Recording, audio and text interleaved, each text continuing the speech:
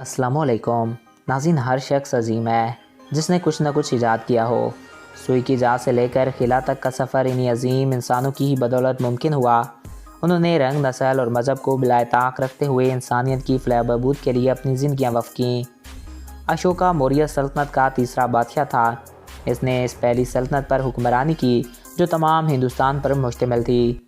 नासीन 324 कबल मसीह में अशोका गुंथा चंद्रगुप्त मौर्य ने सल्तनत की बुनियाद रखी और गंगा की वादी में गुप्त के तख्त पर बैठा।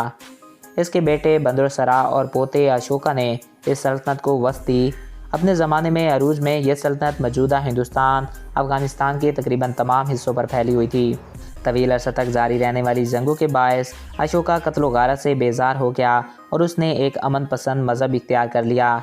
इस मज़हब के एक बड़े ताई की हैसियत से इसने करीबी ममालिक में तबलीगी जमातें भेजीं। उसके बाद उसने अपने सल्तनत के निज़ाम में बहुत सी इस्लाहात मुतारिफ़ करवाईं और उन महसूलात को इकट्ठा करने का क़याम किया और निज़ाम बनाया।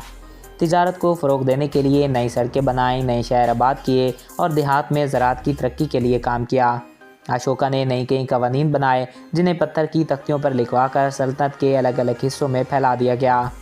अशोका की मौत के बाद उसकी सल्तनत को कूट का शिकार हुई और 185 कबल मसीह के आखिरी शहंशाह की मौत के बाद ख़त्म हो गई।